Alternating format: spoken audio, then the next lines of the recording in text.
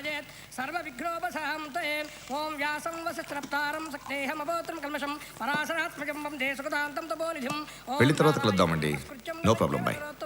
దేవీం సరస్వతిం వ్యాసం తతో జయం ధరే. దానికి ఇష్టం లేదు నాన్న. నీకు ఇష్టమనే చేశాను నీ పెళ్లి. గురు సాక్షాత్ పరబ్రహ్మ తస్మై శ్రీ గురవే నమః. మమ ఉపాధ్యాయ దాని మోహన్ చూసావా ఎలా ఉందో, ఏడుపు వేసుకొని. మీ నాన్నకి చెప్పొచ్చు కదా ఇష్టం లేదని. చెప్పాను, నా లవ్ స్టోరీ బయటికి తీస్తున్నాను. అమ్మో ఇప్పుడు అవన్నీ ఎందుకులే.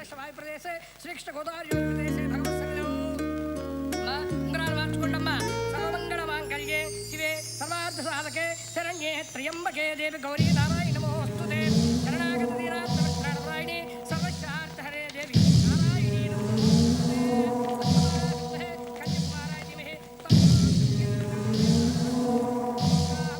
నిశ్చార్థం అయిపోయిందా? ఎందుకు రెడ్డి మనసులో అయినామా గడియారంలో అయిందా? వాళ్ళే కొంచెం తొందరపడినారు, అయినా పర్లే. చూడు సామె, ఉంగరం వాడికిచ్చి అమ్మాయిని రెడ్డి పెద్ద కొడుకిచ్చి.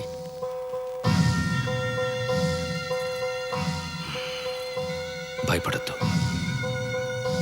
వాడు నా రెండో కొడుకుల రౌడీ కాదు. నీ కూతుర్ని బాగా చూసుకుంటాడు. కట్నం కూడా అక్కర్లేదు. నేను రౌడీలు గుండాల పేర్లు చార్జ్షీట్లు రాయడానికి వాడతాను, శుభలేఖలు రాయడానికి కాదు. నాకు 1000 కోట్ల ఆస్తుందబ్బా. 100 కేసులు కూడా ఉన్నాయిగా, అవన్నీ మాకెందుకండి. మీరు వెళ్తే నాకు బోల్ట్ పనులు ఉన్నాయి. నిశ్చితార్థానికి ముందే నిజం చెప్పాం మనం. ముందే చెప్తే ఏమవుద్దో చూసినావా? అందుకే ఉంగరం దొరికి నాకు వచ్చినాడు మీ నాయన.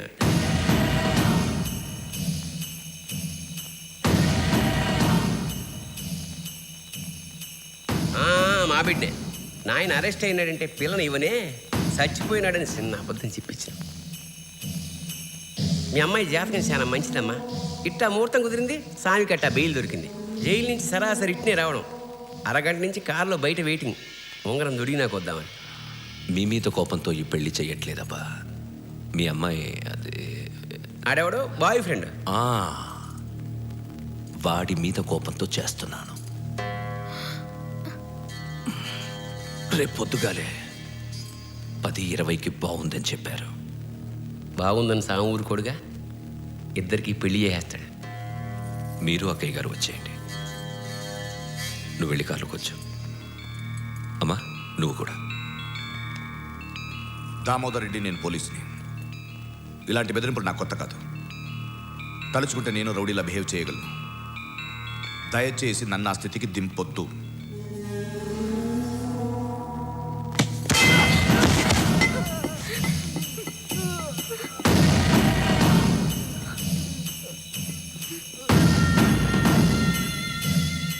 నేను దిగడం మొదలెడితే ఇది బిగినింగ్.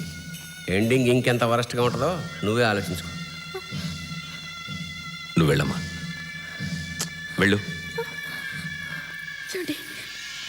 చూడబ్బా, ఆడపిల్ల తండ్రిగా వస్తే సాము పక్కన మండపంలో ఉంటావు, మర్యాదగా ఉంటుంది. లేదా పెళ్లికి హోమ్ మినిస్టర్ వస్తాడు, గేట్ కాడ సెక్యూరిటీగా పడి ఉంటావు. పెళ్లి జరిగేది అయితే ఖాయం. అమ్మా నువ్వైనా చెప్పు నీ పెనిమిటికి.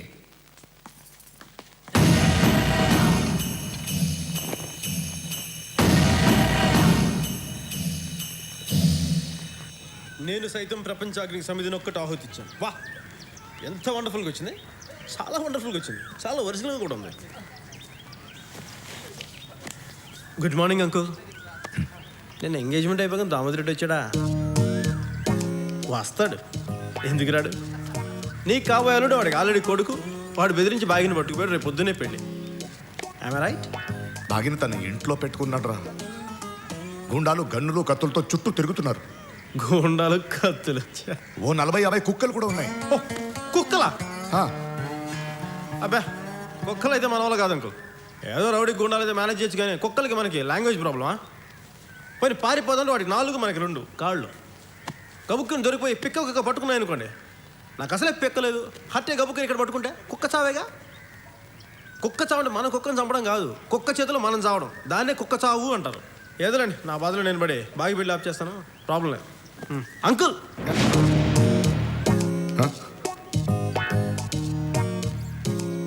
అక్కడ ఉండాల్సిన ఇక్కడికి ఎలా వచ్చినా అదే అద్భుతం. అంటే నమ్మాలి మరి.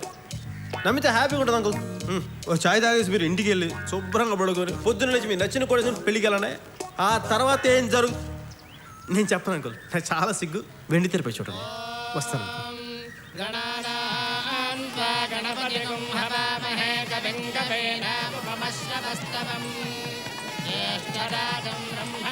నమస్తే, బాగున్నారా? Congratulations sir. భోంచేసి వెళ్ళండి. తప్పకుండా. పక్కకి జరుగు. నమస్తే. ఏంది డ్రెస్? ఏంది బుల్రెడ్డి చెప్పలేదా? ఏంది చెప్పేది?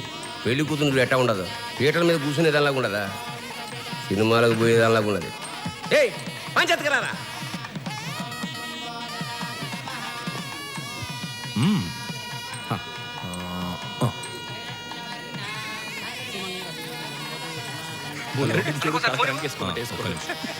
అన్నా ఫోన్. అన్నా నేను సిద్ధుని మాట్లాడుతున్నా అన్న. చిరుబాబు కనిపించట్లేదు. హాస్పిటల్ మొత్తం ఎత్తికామన్నా. వాళ్ళందరికీ ఫోన్ చేశాను.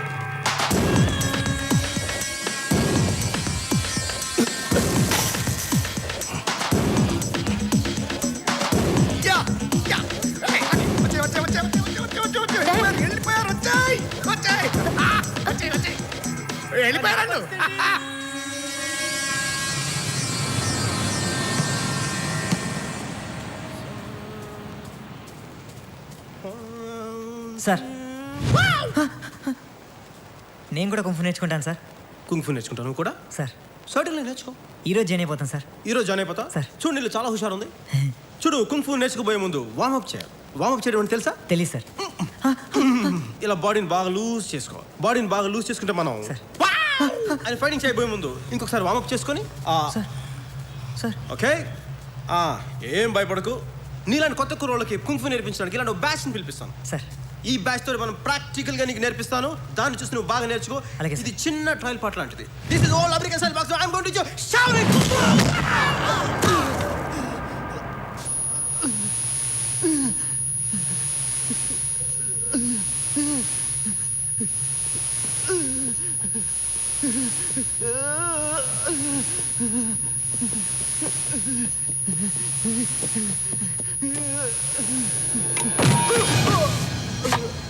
ఫిరోజ్ ఆడు వాళ్ళకేం భయపడతావు?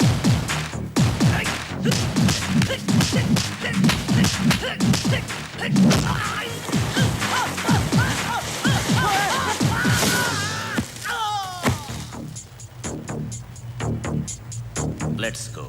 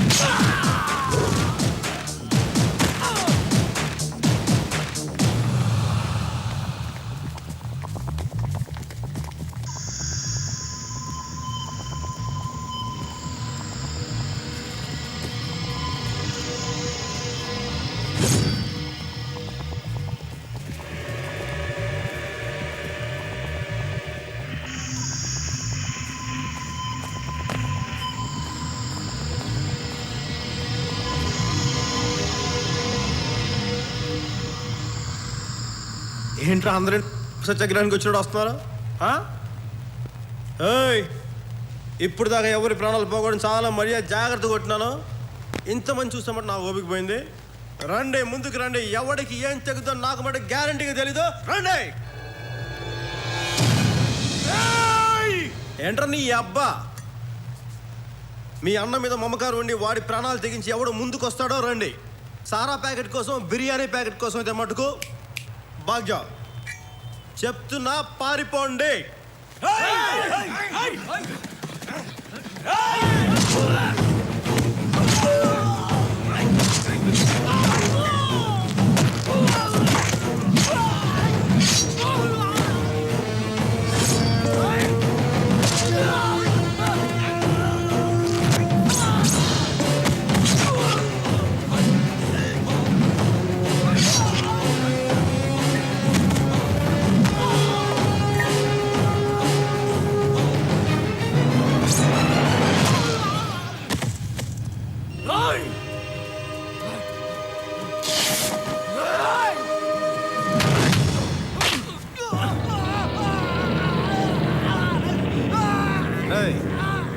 కండలు పెంచాల్సిన బాడీ ఒకదాని కదరా, ఏళ్ళకు కూడా పెంచడం నేర్చుకోరమ్మా ఐకేలా.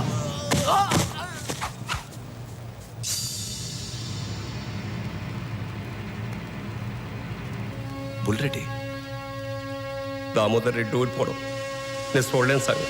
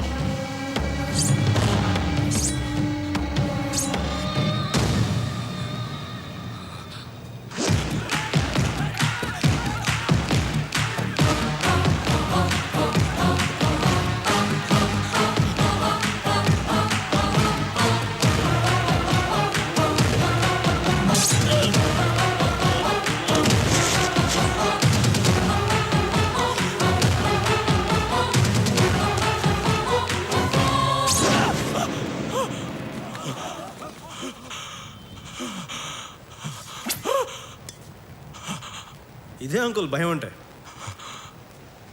ఆకలేసినప్పుడు తినడానికి తిండి, తినకపోవడం ఉపవాసం. నిద్ర వచ్చినప్పుడు ఎదురుగా పడుకోవడానికి మంచం ఉండి కూడా పడుకోకపోవడం జాగారు. కోపం వచ్చినప్పుడు చేతిలో కత్తి ఉండి తెగ నరకడానికి తలకాయ ఉండి కూడా నరక్కపోవడమే మానవత్వం. అది నాలో ఉంది. నీలో ఉందా? నీలో ఉందా?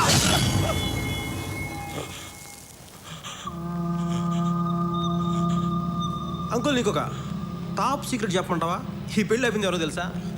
నువ్వే. ఎలా?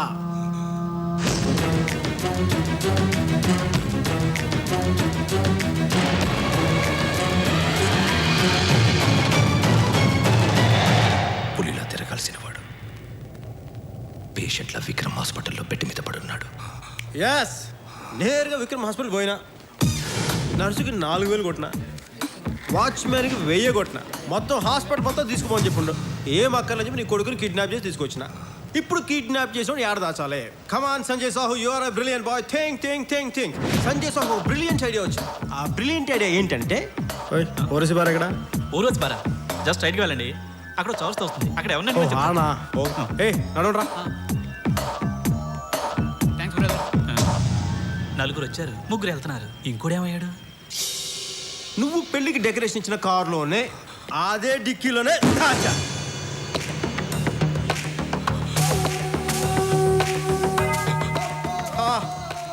చూసావు అంకుల్ సంజయ్ సాహు హ్యూమానిటీ. వీడికి ఆక్సిజన్ గ్లూకోజ్ మిస్ అవ్వకుండా జాగ్రత్తగా పెట్టాం. వీడు ఎన్ని తప్పుడు పనులు చేసినా. అయినా నీకు అసలు బుద్ధి ఉందా?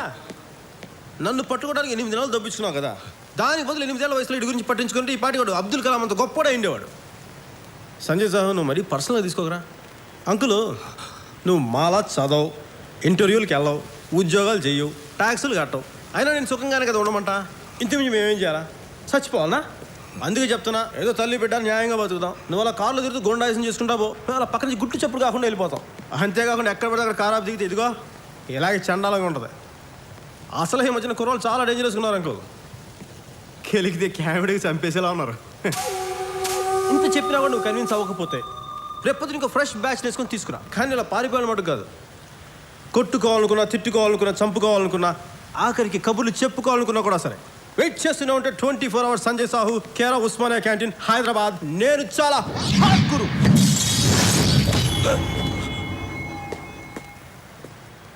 ఆల్కోట్ తెలి దిగిపోయిందండి అంకులు.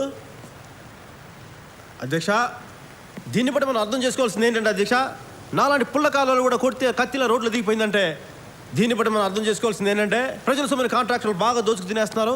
ఎట్లాగైనా మనం గట్టి చర్యతో ఆపాలి అధ్యక్ష. మీరు చర్యలు తీసుకుంటారని ఆశిస్తూ నేను సెలవు తీసుకున్నాను అధ్యక్ష.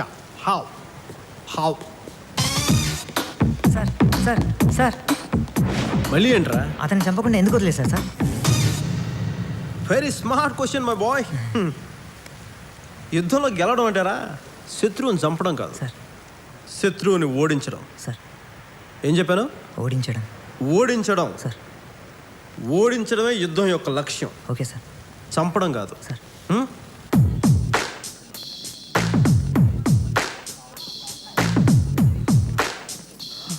అయ్యా మా నాన్న నేను చంపలేదు, వాడు చచ్చిపోతే మాత్రం నా తప్పు కాదు. ఆ గ్యాప్ ఇచ్చావు చాలు. హలో, ఏదో అందరూ ఒకసారి కళ్ళు మూసుకోండి. ఏంటి మన మాట ఇంతలో వేసారు?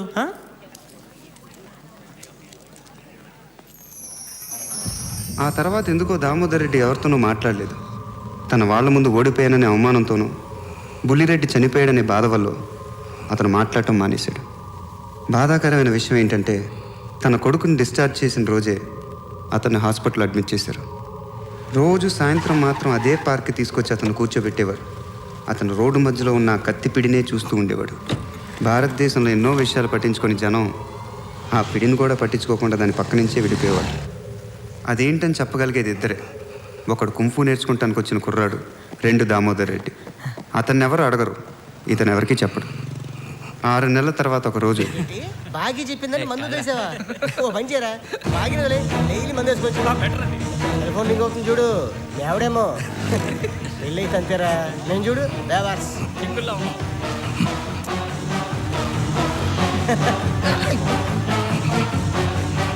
కట్టేంట్రా, రోడ్డు మధ్యలో ఉంది.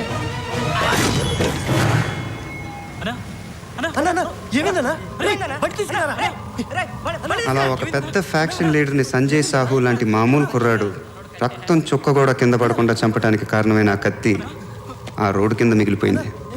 కొన్నాళ్ళ తర్వాత దాని మీద ఇంకో రోడ్ వేశారు. ఈసారి కాంట్రాక్టర్ మంచోడు. దాంతో ఆ కత్తి ఎప్పటికీ బయటపడలేదు.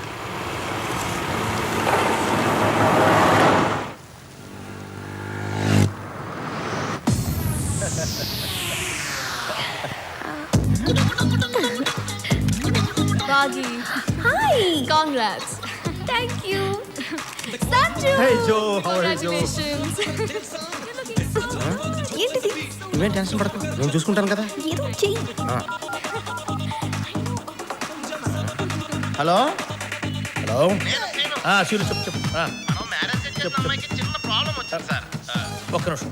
హలో, మీరు ఎవరన్నా లాయర్ని కాంటాక్ట్ చేయండి సార్. దానికి నేను ఎందుకు? ఇప్పుడు ఏంటంటే శిను వీడు బాగుపడ్డాడు. ప్రణావ్ క్యూట్ బాయ్.